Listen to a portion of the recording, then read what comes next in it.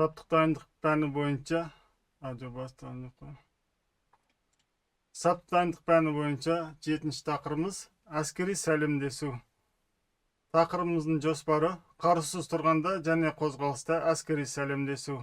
Орында тұрып әскери зет беру, келесі сап түзеу тұрысы және әскери сәлемдесу біздің қарулы күштеріміздің негізгі дәстүрінің бірі болып табылады. Ол әскери қызметшілердің бір-біріне деген құрметін айқындайды, тәрбиелейді, күнделікті өмірдегі дұрыс мінез құлқының қалыптасуына септігін тигізеді. Әскери сәлемдесуді орнында тұрып, қарусыз орындау оқу сұрағына кіріспес алдын бөлімше командирі жеке құраммен саптық жарғының басты талаптарын өзіндік дайындық сағаттарын өтуі тиіс. Сабақтың тақырыбымыздың мақсаты қарусыз тұрғанда және қозғалыста әскери сәлемдесу. Орында тұрып әскери зет беру, сап түзеу тұрысы, сабақтың міндеті студенттерге қарусыз тұрғанда әскери сәлемдесу тәртібін үйрету. Орында тұрып және қозғалыста әскери зет берудің орындалу тәсілдерін көрсету. Бас киіммен және бас киімсіз әскери сәлемдесуді дұрыс орындауға дағдыландыру. Әскери қызметшілер арасында құрмет пен тәртіпті қалыптастыру. Әскери сәлемдесу мәні әскери дәстүр, тәртіп белгісі, ізет көрсету маңызы, әскери қызметшілер арасындағы құрмет.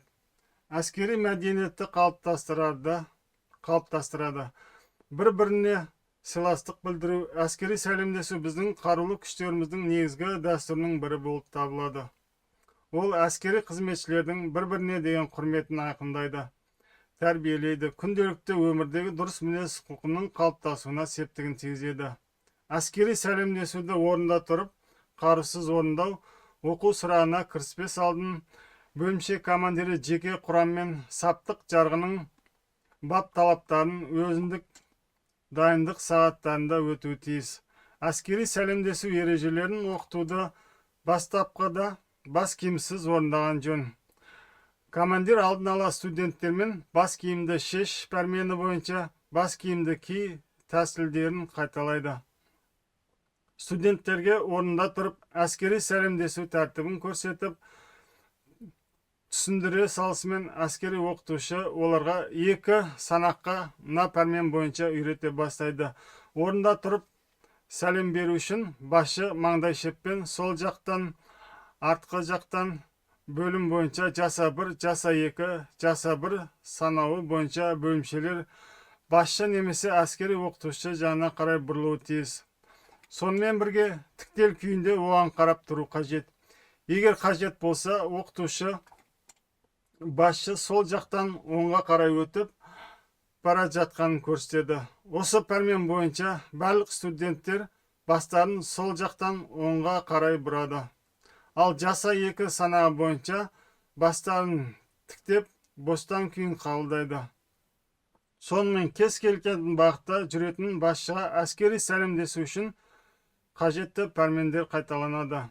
Бөлімдер бойынша тәсілдерді қайталай салысымен командир немесе әскери оқытушы басшының орнында жүріп өту үшін жұп-жұппен жаттығуды ұйымдастырады.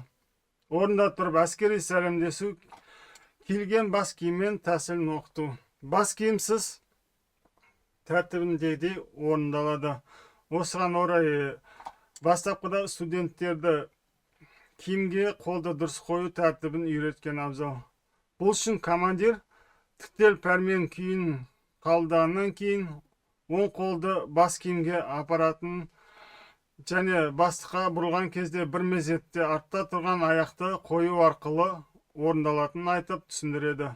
Бөлімше командирі оң қолдың алақан тік болуына, саусақтардың бірге болуына, сонымен қатар ортаңғы саусақ бастың самайына емес, бас киімнің төменгі шетіндегі болу керектігіне студенттердің назарын аударады. Сондай-ақ шынтақ бұл кезде сызықта және иықтан жоғары болуы тиіс. Бас киімге қолды қою тәсілмен Таныстыру бөлімше командирі немесе әскери оқытушының нап пәрмені бойынша басталады. Бас киімге қолды қою және оны түсіру. Жаса 1, жаса 2, жаса 1 санағы бойынша ол студенттер жайылма бір қатарлы сапта тұрысымен қолдарын нық әрі бір қалыпты бас киімге тақайды. Ал жаса 2 санағы бойынша сол күйде оң қолдарын төменге түсіреді. Бұл жаттығуды айнаның алдында жүппен жеке өз алдында орындауға болады. Жаттығуды бөлім бойынша үйренісімен бөлімше командирі курсанттарды әскери сәлемдесуді толық жаттықтырады. Орында тұрып әскери сәлемдесу. Жаса 1 басшыға қарай бұрылу, тіктел күйінде тұру. Жаса 2 басты тіктеу, бостан күйінде қабылдау. Ал жаса 1 санағы бойынша сол аяқпен адым жасалынады және аяқты жерге қоюмен бірге басшы жағына қарай бас қол қойылуын бірге бұрылады. Сол қол жамбасқа қарай түсіріледі.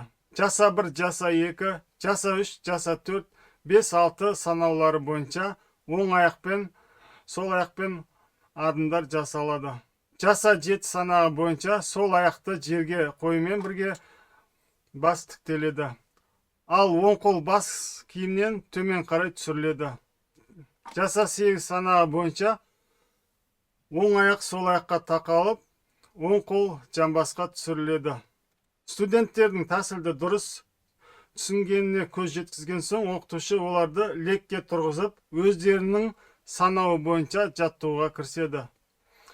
Толық және бөлім бойынша тәсілдерді орындағаннан кейін бөлімше командирі сабақтың аяғында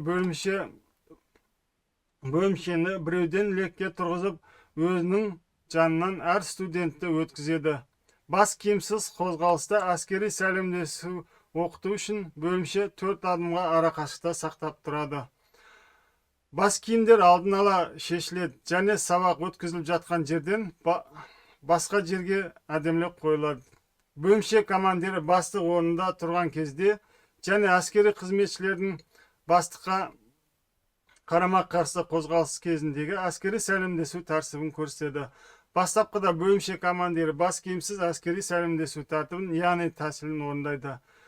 Тәсілді толық және бөлім бойынша көрсеткеннен соң командир бастықтан 5-6 адым жерде бас киімсіз саптан тысқары қозғалыста әскери сәлемдесуді орындау үшін бір мезетте аяқты жерге қоюмен қолдардың қозғалысын тоқтау қажет және қозғалысты әрі қарай жалғастыра отырып, сондай-ақ ол жақта бұрылып, оның бетіне қарау керек екендігін түсіндіреді.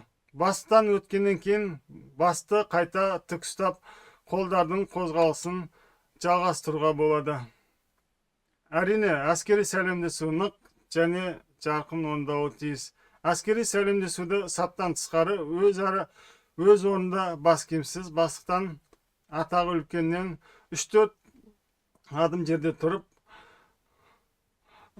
ол жаққа бұрылып, саптық тұрысты қабылдау керек және оның соңынан бұрыла тұрып, оның бетіне қарау керек. Егер бас киім киілген болса, сондай-ақ саусақтар бірге алақан тік, ортаңғы саусақ бас киімнің шетінде тиіп тұратындай, ал шынтақ иық сызығында және биіктігінде болатындай етіп, оң қолды қысқа қолмен бас киімге ұстау керек. Әскери сәлемдесуді саптан тысқары қозғалыс кезінде бас киімсіз бастан 3-4 адым жерде орындау үшін бір мезгілде аяқты қоя отырып, қолмен қозғалыс жасауды тоқтатып, басты ол жаққа бұру керек. Бастық өтіп кеткеннен кейін басты тік ұстап, қолмен қозғалыс жасауды жалғастыру керек. Бас киіммен тұрғанда аяқты жерге қоюмен бірге басты бұру керек және оң қолды бас киімге қойып, сол қолды қозғалтпай жанында ұстау керек. Бастық өтіп кеткеннен кейін сол аяқты жерге қоюмен бір мезгілде басты тік ұстап, оң қолды түсіру керек. Бастықты басы бозғанда әскери сәлемдесу басы бозудың бірінші адыммен орындалады. Екінші адыммен басты тік ұстап, оң қолды түсіру керек. Егер әскери қызметшінің қолы бос болмаса, әскери сәлемдесуді бастықтың жағынан қарай бұрумен орындайды. Осы тақырыбымызды қорытындылай келе, әскери сәлемдесу әскери қызметшілер арасында өзара құрмет пен тәртіптің белгісі. Ол саптық жарғы талаптарына сәйкес орындалады және әскери мәдениетті қалыптастырады. Қарусыз тұрғанда немесе қозғалыста дұрыс орындалған әскери сәлемдесу әскери тәртіпті нығайтып, қызметшілердің ұйымшылдығын арттырады.